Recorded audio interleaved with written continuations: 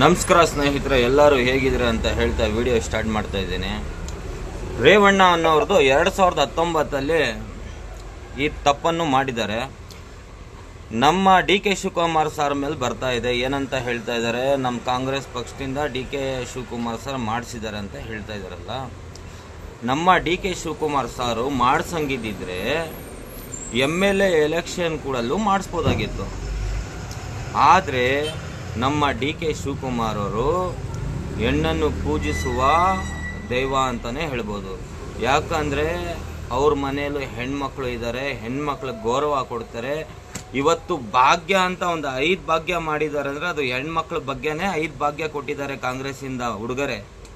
ಯಾಕಂದರೆ ಹೆಣ್ಣು ಮಕ್ಕಳನ್ನು ಅಷ್ಟು ಡಿ ಕೆ ಶಿವಕುಮಾರ್ ಅವರು ಪ್ರೀತಿಸ್ತಾರೆ. ಅವ್ರ ಅಕ್ಕ ತಂಗಿ ಥರ ಯೋಚನೆ ಮಾಡಿದ್ದಾರೆ. ಇವಾಗ ರೇವಣ್ಣ ಅವರು ತಪ್ಪು ಮಾಡಿ, ಅದು ರೇವಣ್ಣ ಅವ್ರ ಅಪ್ಪನೂ ಮಗ ತಪ್ಪು ಮಾಡಿ ಒಳ್ಳೆ ವ್ಯಕ್ತಿ ಮೇಲೆ ಎತ್ತಾಕ್ತಾ ಇದ್ದಾರೆ.